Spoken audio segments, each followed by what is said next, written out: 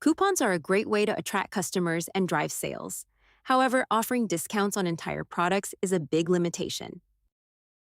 So we've made the controls even more granular by targeting specific prices or variants within a product. Let's learn how to use it. Head to the Coupons tab inside the Payments section and click the Create Coupon button. Fill out your coupon details as normal, then scroll to the Coupon Usage Rules and Restrictions section. Check the box next to Limit to selected products on which the coupon can be applied, and click Browse. Select the specific products you want to apply this coupon to by opening the drop-down, then mark the box next to the variants or price points you want to include. Coupons can now be configured to apply to entire products, specific prices, or variants, giving you granular control that simplifies offer integration and workflow management.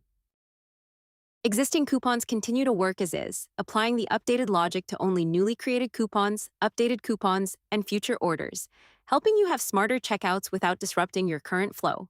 We hope you enjoy it.